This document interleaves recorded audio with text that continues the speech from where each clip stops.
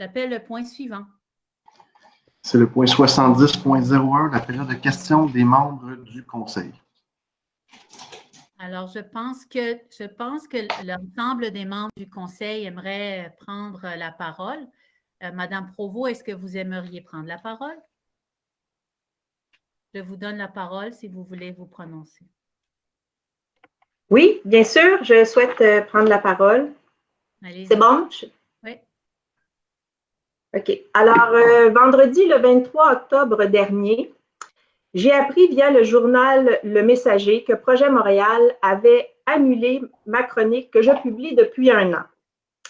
C'est quelques heures plus tard qu'un ami dans l'organisation locale de Projet Montréal m'a écrit pour me dire qu'il était désolé de mon exclusion.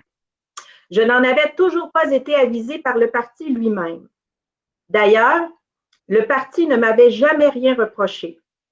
Ce n'est que vendredi, vers 16 h, donc la même journée, que j'ai appris mon exclusion par texto. Au même moment, Projet Montréal a fait sa sortie dans les médias basée sur des allégations diffamatoires à mon endroit.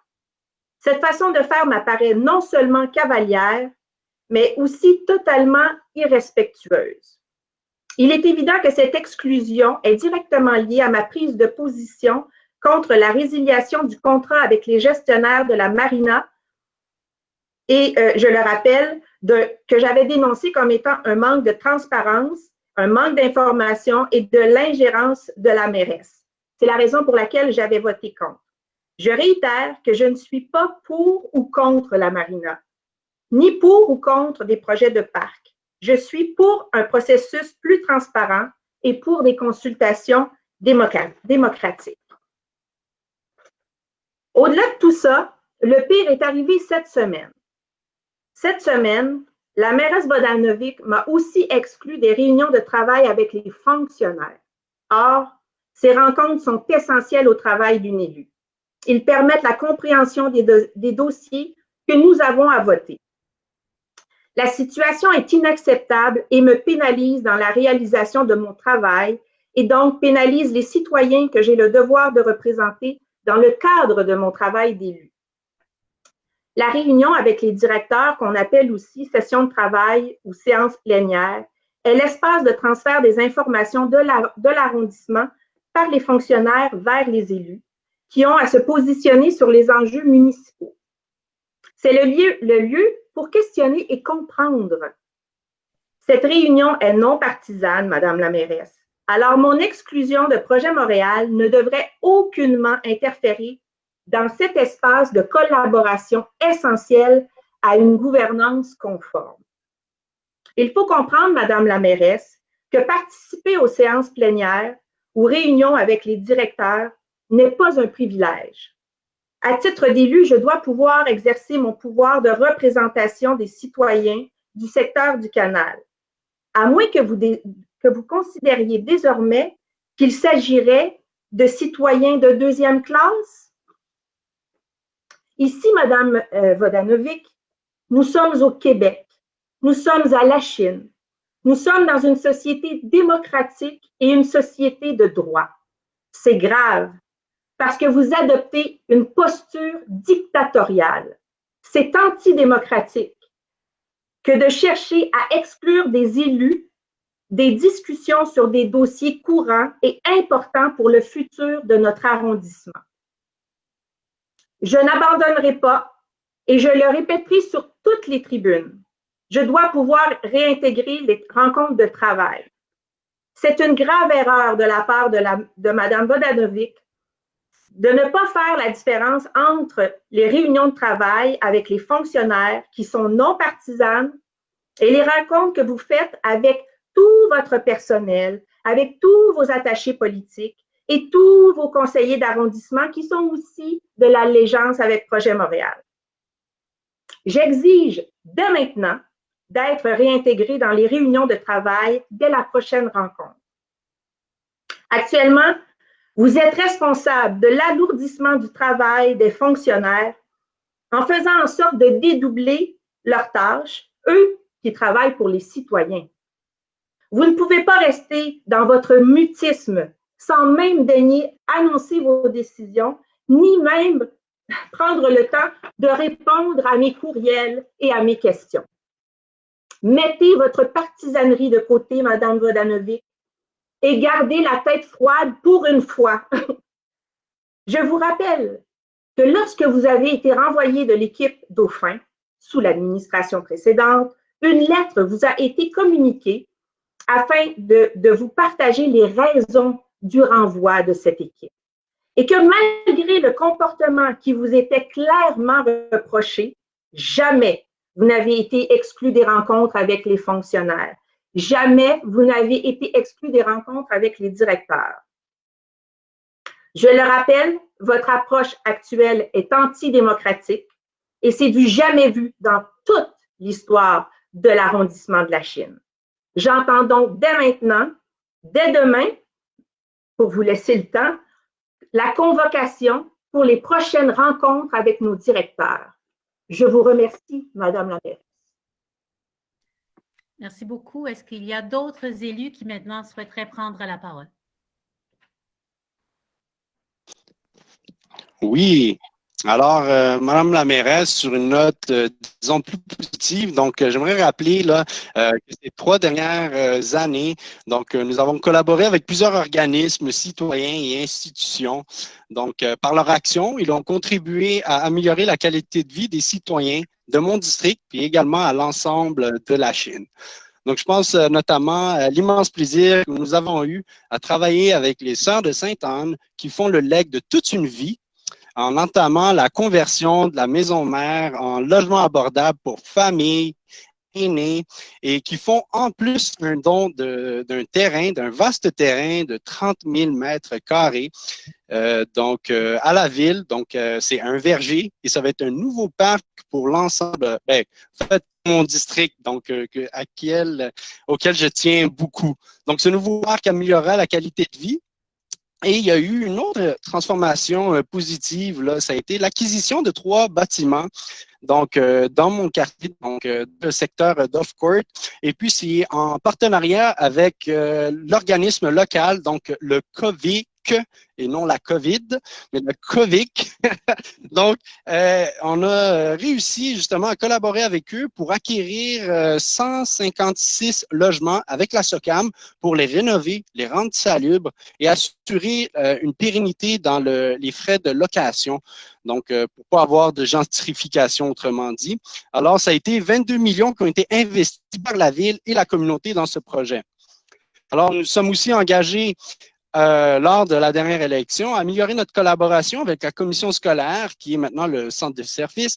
Mais on a réussi à offrir une nouvelle école dans mon quartier, encore une fois, en transformant l'ancien centre Albert Garapi en une nouvelle école. Donc, parce qu'on croit justement à l'importance des écoles au milieu, dans le milieu de vie de quartier. Alors, il y a aussi un autre volet qui me tient à cœur, Madame la mairesse, c'est la collaboration, donc, avec les écoles, avec les conseils d'établissement, avec le SPVM et les parents, afin de sécuriser les déplacements de nos jeunes, donc des enfants aux abords des parcs et des écoles. Alors, c'est un autre exemple d'une grande collaboration qui a permis justement aujourd'hui de voter les changements de signalisation, donc de sécuriser autour de l'école primaire Martin Bélanger. Et je crois, Madame la mairesse, que vous pouvez être fière puisque ça fait environ 6 ans, depuis 6 ans que vous attendiez, où on faisait des revendications auprès de la ville-centre et aujourd'hui, on est fiers de pouvoir dire aux gens de l'école Martin Bélanger là, qu'on a réussi à sécuriser votre quartier. Alors, ça a été un travail d'équipe avec la RUI, l'école Martin Bélanger, l'arrondissement, la ville-centre. Et puis, ces investissements d'environ 1 million qui sont en cours afin de réduire le temps de traverse, mettre des saillies de trottoir, revoir la signalisation, mettre à niveau les feux de circulation, l'ajout de feux piétons, un ajout de traverses piétonnes surélevées. Et puis, toutes ces mesures de sécurisation là, qu'on fait pour juste les jeunes, autour des écoles et des parcs, eh bien, c'est un travail qu'on continue. Donc, depuis les 2 dernières années, donc, on a réussi à sécuriser pas moins de 12 parcs, 8 écoles à l'aide de dos d'âne, de reconfiguration de la rue. Vous savez, tout ce qui est travaux publics me tient beaucoup à cœur. Alors, pour faire du pouce maintenant à l'étude commandée, donc pour la 43e avenue, pour sécuriser et améliorer la congestion, le flux de circulation plutôt autour de l'école Victor-Terrien. Donc, c'est une belle étude qui est en cours au sein de la nouvelle instance, là, le comité de circulation. Finalement, on a l'ensemble du conseil voté 4 nouveaux membres de notre conseil jeunesse de la Chine. Donc, on voit année après année l'intérêt de la jeunesse la chinoise de s'intéresser au municipal et d'influencer les décisions autant politiques qu'administratives. Et je pense que on bénéficie à la jeunesse et c'est comme ça qu'on réussit à bâtir le futur. Donc, en regardant les choses positivement. Alors, je vous remercie, Madame la mairesse. Merci. Merci beaucoup, Monsieur Boucala. Alors, je donnerai la parole à Madame Michelle Flannery, si elle aimerait prendre la parole. Oui, merci Madame la Présidente. Alors, je trouve que c'est un moment important dans notre parcours de souligner nos 3 ans élus et prendre une pause pour vraiment regarder en arrière à ce que nous avons réalisé. Ensuite, à l'avant pour continuer notre travail pour construire le Lachine de demain. J'ai vraiment hâte à la prochaine année. Vous savez, le vie de quartier est quelque chose de très important pour moi et aussi pour l'ensemble des Lachinois. Et avec la pandémie que nous vivons actuellement, je crois que nous comprenons tous l'importance d'avoir des lieux publics vivants, invitants et rassembleurs proches de chez nous. C'est pourquoi ces 3 dernières années, nous avons mis en place 2 programmes vous donnant les moyens de créer des lieux festifs, rassembleurs et dynamiques.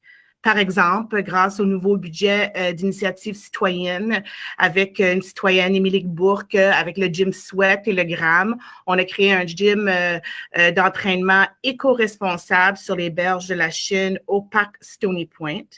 De leur côté, des parents d'enfants allant à l'école Catherine Soumillard, je vais en nommer quelques-unes, Suzy Larivière, Geneviève Vinois, Isabelle Englers, Olivier Gagnon et de nombreux papas et mamans se sont associés au GRAM afin de créer Extension 92, un passage piétonnier qui était laissé à lui-même et qui a été réinventé avec l'ajout de bacs de plantation, de mobilier urbain, d'un croque-livre et avec la plantation d'une 50aine de nouveaux arbres et arbustes et presque 100 vivaces.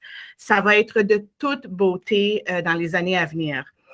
Nous avons aussi mis en place un programme de ruelles communautaires permettant aux citoyens qui le désirent de rendre leur ruelle plus vivante. C'est le cas des citoyens habitant près de la 34e avenue qui ont aménagé la ruelle Niska et qui ont créé des espaces de jeu, ils ont ajouté de l'éclairage, des murales et qui ont mis du mobilier urbain.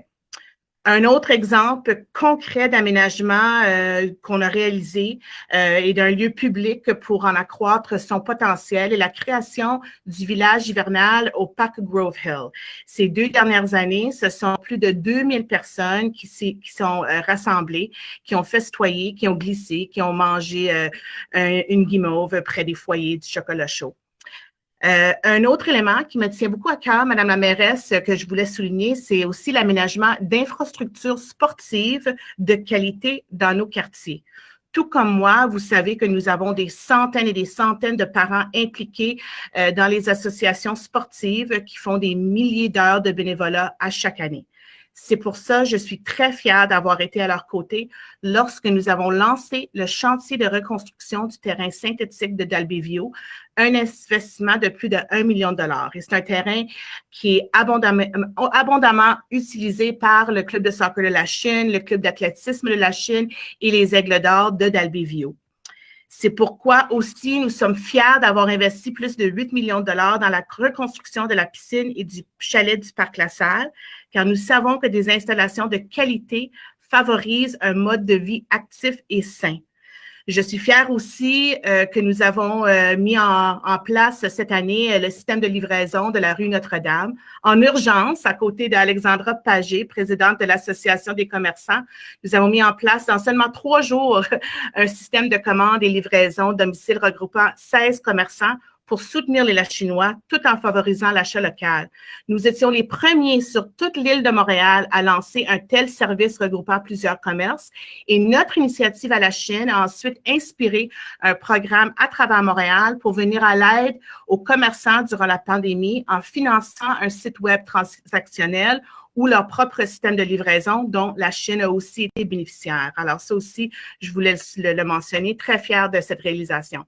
Enfin, un dernier élément qui m'interpelle plus particulièrement, et Younes en a parlé, mon collègue, tantôt, c'est la sécurité dans nos quartiers. On en parle au quotidien dans notre équipe. Nous avons revu l'an dernier le déneigement dans l'ouest de la Chine, dans mon quartier, afin que le chargement de neige soit effectué de nuit. Alors, dans le secteur ciblé se trouvent 7 institutions scolaires comptant environ 3000 élèves.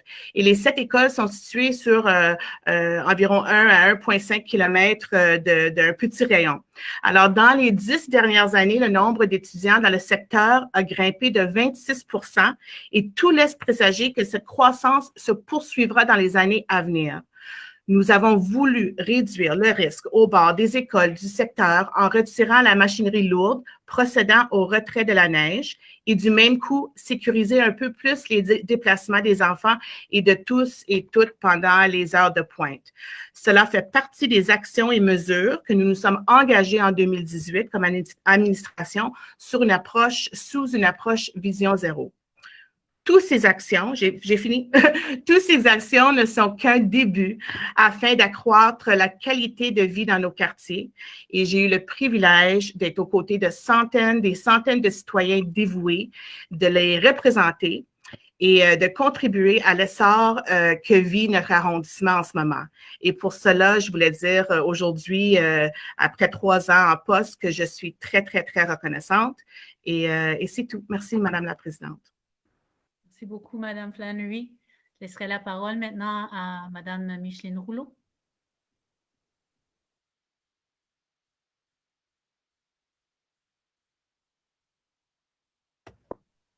On n'entend pas. Madame Rouleau, êtes-vous là? Merci. Merci. J'ai dit 3 ans. 3 ans, c'est. 3 ans. Ça passe, passé assez vite. Merci. On prend des drôles de chemins parfaits pour arriver à certains endroits. J'ai vraiment connu la Chine dans son fonctionnement et ses besoins lorsqu'on m'a demandé de participer à la mise en place du comité de relance pour la sauvegarde de l'hôpital de la Chine autour de 2005. J'ai été membre du conseil d'administration du C3S à l'époque où on a réussi à sauver l'hôpital, à restructurer le tout et à passer l'hôpital au CUSUM pour s'assurer de préserver nos qualités de soins. Un petit rappel, en 2013, alors qu'on traversait encore une petite zone de turbulence, mais maintenant, grâce à votre confiance, je suis heureuse de siéger en tant qu'élue de notre arrondissement sur le conseil de la Fondation de l'hôpital. La Fondation a pour mission de rendre le séjour des patients aussi efficace et confortable que possible en recueillant des fonds pour l'achat de nouveaux équipements médicaux qui ne sont pas couverts par les budgets gouvernementaux. La Fondation travaille de concert avec la haute direction de l'hôpital pour déterminer les besoins les plus urgents et chaque année, elle verse environ 300 000 $ pour financer des améliorations à l'hôpital. Notre hôpital, qui s'appelle maintenant Hôpital de la Chine du Centre universitaire de santé McGill, figure parmi les meilleurs centres hospitaliers universitaires offrant des soins complexes. À la Chine, nos patients baignent dans le confort d'un hôpital général tout en profitant des ressources du CUSUM, qui jouit d'une réputation internationale. Nos patients qui ont besoin de soins complexes ont immédiatement accès aux spécialités de la médecine offertes dans le réseau des hôpitaux du CUSUM. Vous avez dû voir ou entendre parler du projet de redéploiement de l'hôpital. Alors oui, on a entrepris un grand projet de modernisation et avec le ministère de la Santé, des Services sociaux et la Société québécoise d'infrastructure. Il est prévu de construire une nouvelle aile et de rénover certaines parties de bâtiments historiques. Une fois finalisé, ce projet permettra à l'hôpital de maintenir la haute qualité des soins et d'offrir aux patients des installations modernes et des chambres individuelles. Entre autres, on aura une grande amélioration au département d'urgence, des unités de soins intensifs, on ajoutera 7 lits, des unités d'hospitalisation, 29 lits en médecine, 16 lits en chirurgie, 10 lits en soins palliatifs. Une très belle aile qui s'en vient, qui est déjà très jolie, mais qui va être de beaucoup modernisée. Le bloc opératoire va être modifié, 3 salles d'opération en chirurgie générale et 2 salles d'opération en ophtalmo. Une unité de médecine de jour qui va persister et une unité de retraitement des dispositifs médicaux. C'est un laboratoire de stérilisation qui va nous permettre on ne sera pas de déchets zéro, mais on va diminuer beaucoup la perte qu'on a en vidange. Et je peux vous dire que au début, en 2018, au moment où le gouvernement parce qu'on a travaillé 10 ans de temps pour monter ce projet-là, et moi, j'ai été là un bout. Après ça, j'ai quitté, j'ai donné la place à d'autres. Et en 2018, étrangement, quand est venu le temps de signer l'entente officielle financière et d'assurer les montants, on était à 95 millions d'assurés.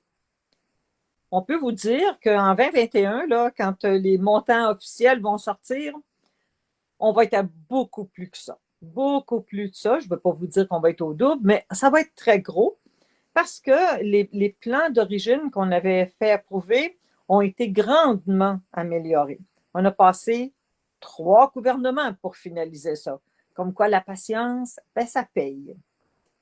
Je vous rappelle l'encan de Noël tel que Maya nous a dit tantôt et les liens pour faire les dons et pour participer à l'encan de Noël vont être déposés sur la page Facebook de Maya à la fin de cette réunion. Que de chemin parcouru après les 15 années. Mais il n'y a pas que l'hôpital qui nous intéressait. Après l'hôpital, ça a été la création du Centre de pédiatrie sociale et communautaire dans le quartier Saint-Pierre qui a beaucoup attiré mon intérêt. J'ai eu le plaisir de participer à ce projet piloté par Mme Lynne Thibault, notre chef de division responsable, entre autres, de la section développement social de notre arrondissement et différents organismes tels le CIUS, la table de quartier et l'arrondissement afin de mettre en place le tout premier centre de service. Jamais ce centre de service n'aurait pu voir le jour sans la contribution importante de PME Montréal West Island, de la Fondation du Dr Julien, de Bingo La Chine, des Sœurs de Sainte-Anne, de la Caisse des Jardins, du COVIC, de Concertation La Chine et de la CEDEC. La CEDEC. Beaucoup de mains et de cœur pour venir en aide à nos tout-petits. Tenu par les mains fermes et douces de Mme Roxane Lesage, en une année, c'est 130 familles qui ont eu un suivi avec l'équipe du CPS, comptant maintenant 11 employés et 5 bénévoles. Le centre offre des services d'orthophonie, d'ergothérapie, de psychothérapie, d'éducation spécialisée, des soins de santé, du tutorat, des tests d'ouïe et de la vue, et ce à l'ensemble des Lachinois. Et malgré les difficultés que nous avons connues en 2020, le centre a réussi à ouvrir un deuxième point de service situé dans les locaux du COVIC à Dovecourt. Dans un autre ordre d'idée, nous avions aussi grand besoin d'amélioration en transport en commun pour l'ensemble des citoyens, mais beaucoup pour les aînés qui, comme moi, utilisent le STM. L'an dernier, la mobilisation de l'Alliance Jeunesse a été reconnue puisque la STM a accru le nombre de passages de la ligne d'autobus, la 496, et a ajouté du service de fin de semaine. C'est pourquoi je vous invite à participer au sondage de la STM qui, avec l'arrivée du REM, doit revoir l'ensemble de ses réseaux. Il ne faut pas laisser passer cette opportunité. Vous avez jusqu'au 18 novembre prochain pour donner vos commentaires et suggestions afin que les décisions de la STM soient le reflet non seulement de nos désirs, mais de nos besoins présents et à venir. Vous pourrez accéder au site Internet à l'adresse consultation avec un s.stm.info. Cette adresse aussi sera disponible sur le Facebook de Maya après l'Assemblée et je vous en prie, passez l'invitation à tous ceux que vous connaissez. Je vous remercie pour la confiance que vous nous avez témoignée, que vous nous témoignez encore et on entreprend une 4e année, on a retroussé nos manches puis on va vous apporter d'autres projets. Merci beaucoup. Merci, Madame la Présidente. Merci beaucoup, Madame Rouleau, pour vos mots sur notre hôpital. Merci beaucoup. Alors, je tiens à remercier, en fait, l'ensemble de mes collègues pour leurs interventions. Nous avons débuté, vous savez, notre mandat il y a maintenant 3 ans. Nous nous sommes mis au travail sur plusieurs dossiers importants pour la Chine, en collaboration avec les citoyens, les entrepreneurs, les organismes et les autres gouvernements. Déjà, nous pouvons compter sur des résultats concrets et nous avons plusieurs projets importants en cours pour l'avenir de la Chine. La Chine, c'est depuis le début, il y a 350 ans, un grand carrefour des transports. Et encore aujourd'hui, nous sommes les leaders de la logistique du transport. C'est pour cette raison que les géants du transport et du commerce ont choisi la Chine et nous sommes particulièrement heureux que la compagnie de livraison UPS a choisi la Chine pour un agrandissement record de leur centre de distribution, un investissement de 128 millions. Et un autre géant du commerce en ligne, Amazon, a aussi choisi la Chine pour pas seulement un, mais 2 centres de distribution pour la région de Montréal. Nous sommes aussi heureux des nouveaux commerces qui se sont installés sur la rue Notre-Dame, qui apportent une nouvelle énergie et de nouvelles idées pour desservir notre population. Et je suis personnellement très fière d'avoir travaillé avec les Sœurs de Sainte-Anne, avec l'ensemble de mes collègues, afin de pouvoir assurer avec elles la conversion de leur maison mère, qui a une valeur historique, patrimoniale, qui n'a pas de prix, et pour qu'elle le remplace et le convertisse en logement pour familles et pour personnes à faible revenu. Et avec elle, nous créerons un nouveau parc dans le secteur de Younes, dans le secteur de Dovecourt. Le développement dont nous sommes les plus heureux et les plus fiers, et je pense que je parle au nom de l'ensemble de l'équipe d'élus, c'est la confirmation du projet de tramway entre le centre-ville de Montréal et de la Chine. C'est un projet qui est attendu maintenant depuis des décennies, qui vient finalement de franchir des étapes importantes. Le gouvernement du Québec l'a inscrit dans son plan d'immobilisation et plus récemment, il l'a choisi comme un des projets pour l'accélération des investissements en réponse à la pandémie que nous vivons. 800 millions y ont été réservés pour la construction. Nous sommes fiers aussi de poser des gestes concrets pour répondre au réchauffement du climat. Nous proposons ici un des plus grands et des plus importants écoquartiers de Montréal. Nous proposons qu'il sera construit dans les friches industrielles de la Chine-Est.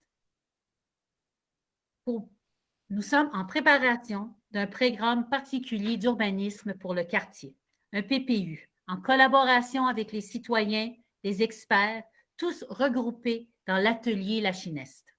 Nous sommes heureux que ce plan pour la Chine-Est, qui est attendu depuis 2015, permettra de confirmer bientôt des investissements importants dans les infrastructures de ce nouveau quartier, qui vont bénéficier à l'ensemble de la Chine. C'est un projet que nous travaillons avec nos services locaux, mais aussi les services de la Ville-Centre, le groupe de recherche sur le climat Ouranos, l'Université Concordia et la contribution de la Ville de Strasbourg. Voici des exemples où les Lachinois et les Lachinoises se mobilisent et travaillent ensemble avec notre administration pour que l'avenir de la Chine soit celui qu'on souhaite et qu'on veut construire ensemble. Merci pour votre temps et merci, chers collègues, de participer en équipe avec nous. Maintenant, j'appelle le point suivant. Il s'agit du point 70.02, la période de questions. On vous entend très mal, M. Legault. Je vais ajuster le micro. Est-ce que c'est mieux comme ça? Oui. Oui, mais il faut me le dire si c'est pas correct. J'ai rien changé pourtant depuis tantôt. Là, tout devrait normalement fonctionner. Est-ce que là, on m'entend? Oui. Oui, d'accord. Donc, j'allais dire, c'est le point 70.02, la période de questions et période de questions du public. Nous avons donc jusqu'à ce moment-ci reçu trois questions. En fait, non, plutôt 4 questions.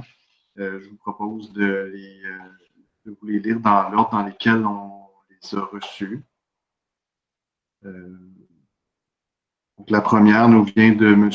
Richard Tardif, qui nous écrit en anglais. Il dit, I would like to ask a question on November 2nd, 2020, about a long-standing request and promise from the mayor to accommodate a Lachine citizen a driveway for an electric car since 2014. Okay, so I would like to answer the question. Mr. Tardif, I know exactly which house you're talking about and which driveway.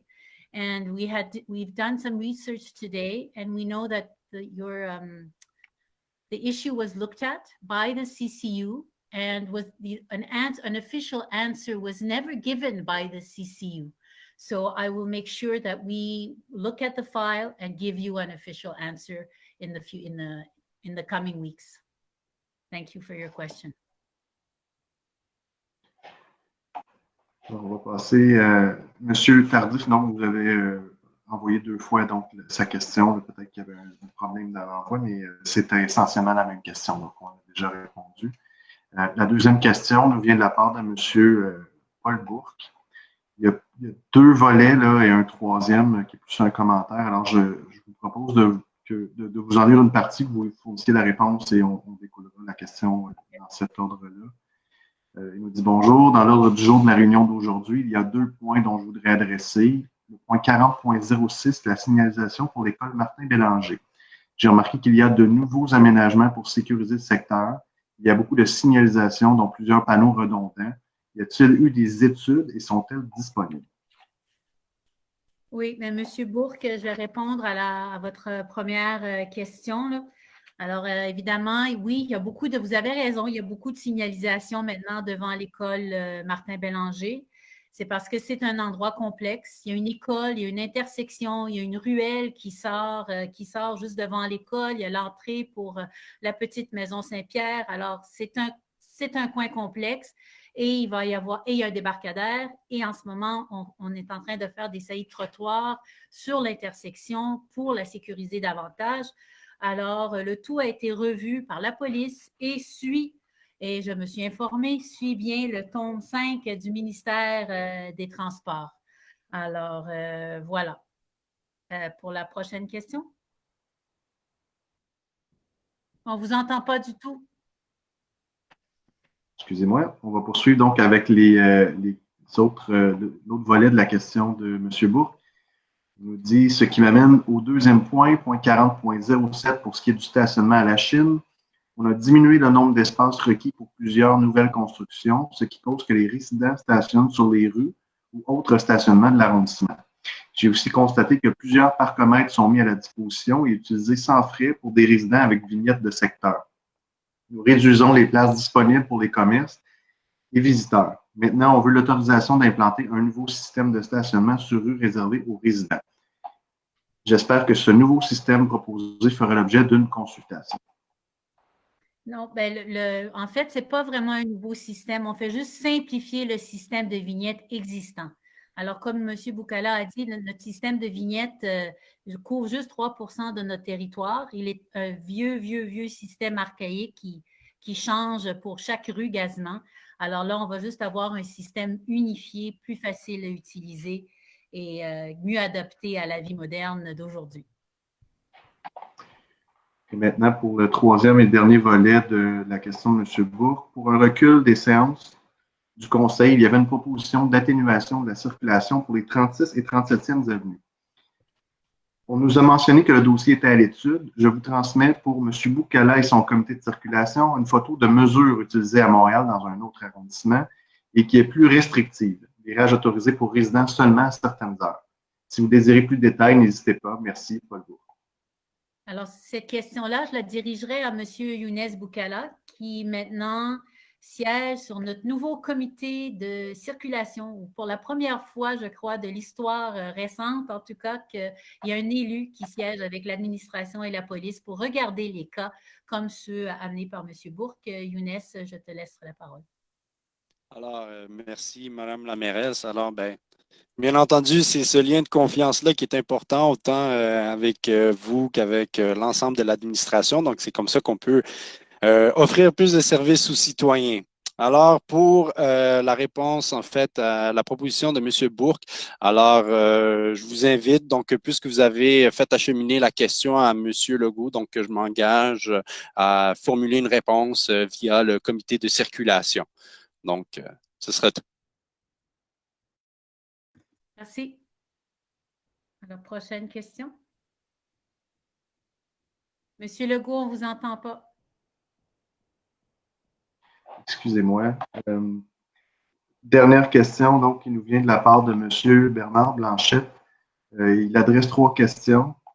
Question 1, pour faire suite au décès de M. Noël Spinelli, figure importante dans la communauté de la chinoise, montréalaise et québécoise depuis plus de 9 décennies.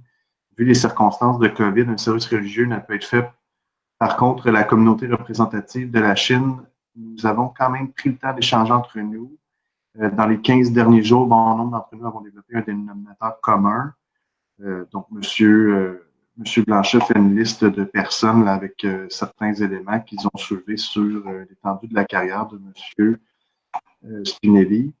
Et il nous dit, nous offrons à l'arrondissement de la Chine l'opportunité de faire un projet communauté en impliquant celle-ci dans une reconnaissance et un legs incontournable.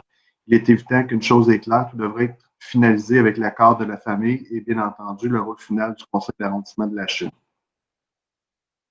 Oui, mais Monsieur Blanchette, bien sûr, on partage avec vous le désir d'honorer de manière la meilleure possible, honorer la mémoire de Monsieur Spinelli, cet grand homme, la chinois.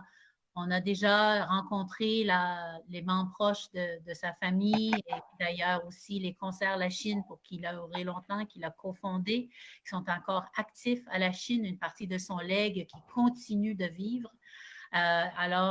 Oui, on va faire quelque chose, comme on a dit dans notre motion du début, et on va le faire avec l'ensemble de la communauté et on va certainement vous inviter. Merci.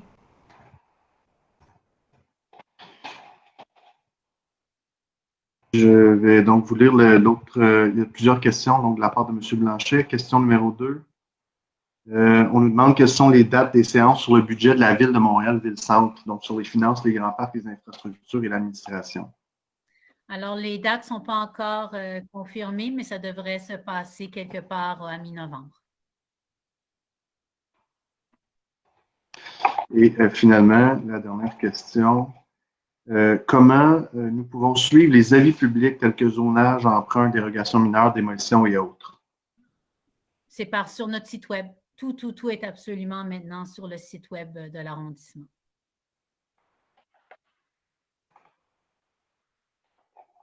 C'est ce qui met fin à la période. Je vais juste valider qu'il n'y ait pas d'autres questions, juste un instant. Non, moi, je confirme que ça conclut donc la période de questions de la séance d'aujourd'hui. Alors, merci à tout le monde. Merci pour votre temps. Merci pour votre collaboration et on met fin à la séance. Merci beaucoup et bonne soirée.